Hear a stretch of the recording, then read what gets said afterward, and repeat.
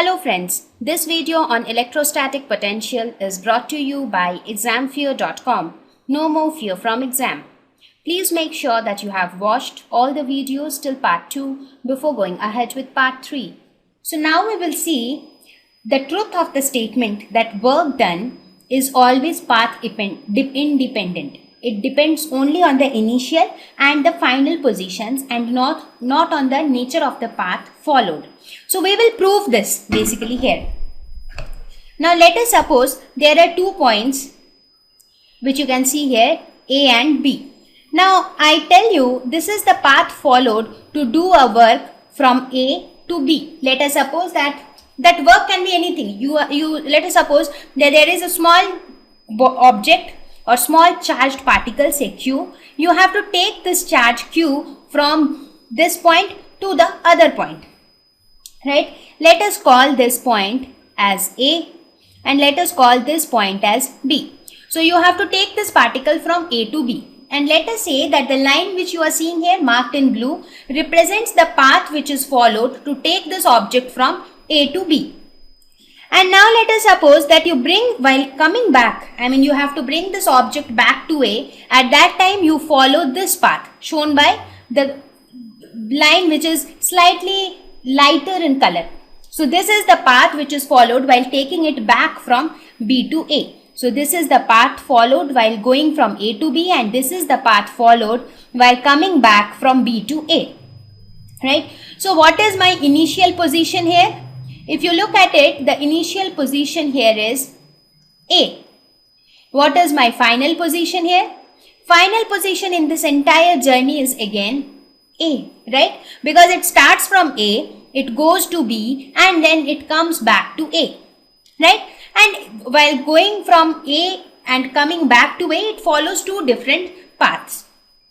So what I told you that work done does not depend upon whatever path is followed. It only depends upon initial and final position. So according to that, the initial position and the final positions are the same. That means there is no work done. If my statement is correct, in that case, work done in this case should be 0, right? Because we are not moving at all. Initial position and final position are same.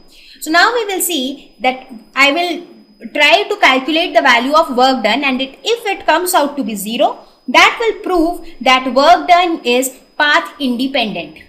Now since these are charged particles, so obviously there are electric fields associated with the charged particles. So what will be the work done in taking the particle? Now let us suppose the work done in taking the particle from A to B. By definition, what is work done? It is nothing but line integral of electric field. That is integration of E. So work done is nothing but line integral of electric field. That is integration of E dot dl. So this E is nothing but the electric field produced by the charged particles, right? So this integration takes place from A to B, right? So this will be the work done when you go from A to B. Now you have to calculate the total work done. That means you have to calculate the work done while it came from B to A as well. So that will be integration of E dot dl B to A, right? So what is the total work done? Total work done will be work done while going from A to B plus the work done while coming back from B to A. So this will be equal to integration A to B E dot dl plus integration E dot dl B to A, right? Now what is this electric field? We have already studied about electric field in our last lesson. So what is electric field? Electric field is nothing but KQ divided by R square, where R represents the distance or the position vector of that charged particle. So this dl also we can write it as dr. So this dr changes from the position of point A to the position vector of point B. Now let us consider that this point is the origin, right? So what is the position vector of this point? Position vector of this point is given by RA, and position vector of this point is given by RB. Right? So basically you want to move from RA to RB. So your lower limit will be RA and the upper limit will be RB. So this plus, in this case, the lower limit is RB, upper limit is RA, and E is again KQ divided by R square dr. Right? So now if you integrate this, KQ is constant, so you take it out. So integration of 1 by R square dr is 1 by R. So this is from RA to RB plus KQ into 1 by R, RB to RA. So what will be this? Let me do the calculation here. So this will be equal to KQ into 1 by RB minus 1 by RA plus KQ into 1 by RA minus 1 by RB. Now if you look at it, take them out from braces, you get KQ by RB minus KQ by RA plus KQ by RA minus KQ by RB. So if you see, all these terms get cancelled.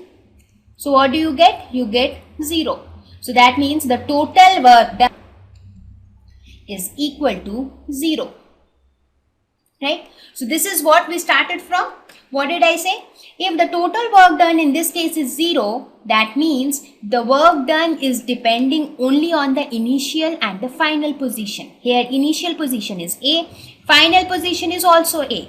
However, during the journey it goes to another point B and it takes a complicated path in between, right? But if you want to calculate the work done, it really doesn't matter where all it goes in the journey. All that matters is where it starts from and where it ends. So from this we can say that work done between any two positions on any particle never depends on the kind of the path followed. It depends only on the initial and the final positions. So this also proves in turn that electric forces are conservative forces, right? This is how we define conservative forces. You all must be aware of conservative forces. Even gravitational forces are examples of conservative forces. These are the forces in which the work done because of this force is independent of the path and depends only on the initial and final positions.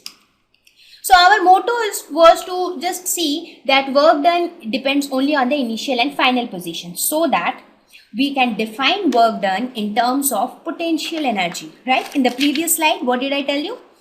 Between any two positions, the work done will be equal to the difference of the potential energies at those 2 points, right? Because it doesn't matter what is the path taken between them. So thank you. Please visit examfear.com to watch free educational videos, try free online tests, get the best quality study materials, study from the best tutors and mentors, and much more. Thank you once again.